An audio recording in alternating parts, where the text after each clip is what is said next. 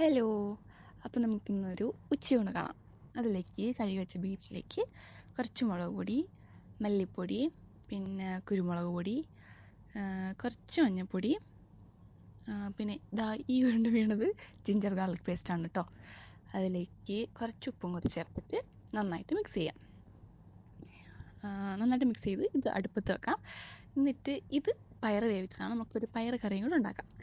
അതിലേക്ക് നമ്മൾ പാനിലേക്ക് കുറച്ച് എണ്ണ ഒഴിച്ച് എന്നിട്ട് കടുകിടണം.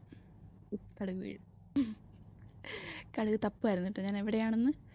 കടുകിട്ടിട്ട് പിന്നെ അതിലേക്ക് പച്ചമുളക്, ഉള്ളി, വറ്റൽമുളക്, വെളുത്തുള്ളി അതുകൊണ്ട് ഇട്ടിട്ട് ഒന്നിളക്കി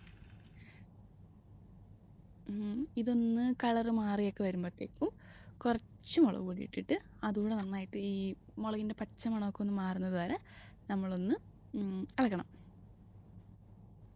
എന്നിട്ട് അതിലേക്ക് നമ്മൾ വേവിച്ച് വെച്ച പയറില്ലേ അതിട്ടിട്ട് നന്നായിട്ടൊന്ന് ഇളക്കണം. അതിലേക്ക് കുറച്ച് കറിയല്ലേ, അപ്പോൾ കുറച്ച് വെള്ളം കൂടെ ഒഴിച്ചിട്ട് ഒരു 5 മിനിറ്റ് തിളയ്ക്കുമ്പോഴത്തേക്കും നമ്മുടെ പയർ കറി റെഡി ആവും കേട്ടോ. അപ്പോൾ അതങ്ങനെ റെഡിയായി. ഇനി അടുത്തത് വീണ്ടും ബീഫ്. അതിലേക്ക് നമുക്ക് സവാള അരിഞ്ഞു വെക്കാം.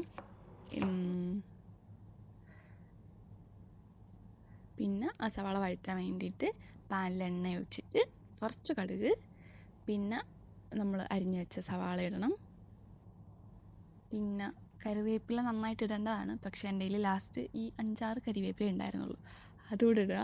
പിന്നെ കുറച്ച് ജിഞ്ചർ ഗാർലിക് പേസ്റ്റ്, എന്നിട്ടത് നന്നായിട്ട് ഇളകണം. പിന്നെ ബീഫ് വേവിച്ചപ്പോൾ ഞാൻ കുറച്ച് മീറ്റ് മസാല ഇട്ടിട്ടില്ലായിരുന്നില്ല കേട്ടോ. അതുകൊണ്ട് ആ മീറ്റ് മസാല നമ്മൾ ഇതിലിടും. ഉപ്പിട്ടിട്ടാണ് വഴറ്റുക കേട്ടോ, പെട്ടെന്ന് വഴന്നിട്ടാൻ വേണ്ടിയിട്ട്. പിന്നെ അതിലേക്ക് പച്ചമുളക് ഇടണം. അതൊന്ന് കളറൊക്കെ മാറി, ഉള്ളിയുടെ സവാളയുടെ കളറൊക്കെ ഒന്ന് മാറി വരുമ്പോഴത്തേക്കും കുറച്ച് മല്ലിപ്പൊടിയും, പിന്നെ ഞാൻ പറഞ്ഞില്ലേ മറന്നുപോയിന്ന് മീറ്റ് മസാല, ആ മീറ്റ് മസാലയും കൂടി ഇട്ടിട്ട് നന്നായിട്ട് ഇളക്കണം. മീറ്റ് മസാലയുടെ ഡപ്പ തുറക്കാൻ ഭയങ്കര പാടായിരുന്നു കേട്ടോ. അതാണ് ഇത്ര ടൈമിങ്, എഡിറ്റ് ചെയ്യാൻ മടിയായിട്ടാണ്. അത് രണ്ടും കൂടി ഇട്ടിട്ട് നന്നായിട്ട് ഇളക്കണം. നന്നായിട്ട് വഴറ്റി കഴിഞ്ഞിട്ട് നമുക്ക് വേവിച്ച് വെച്ച ബീഫ്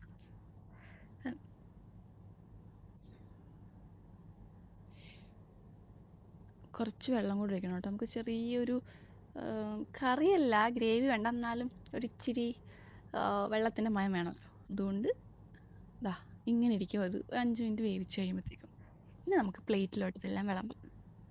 പ്ലേറ്റ് എടുത്ത് ചോറ് വിളമ്പി, പിന്നെ അതിലേക്ക് കുറച്ച് പയർ കറി,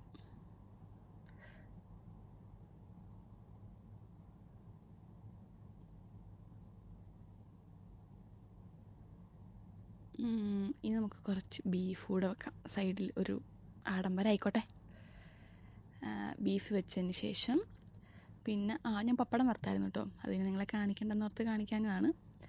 അപ്പോൾ ഇതാണ് നമ്മുടെ ഇന്നത്തെ ഉച്ചയൂണ്. അപ്പോൾ താങ്ക് യു, ബൈ.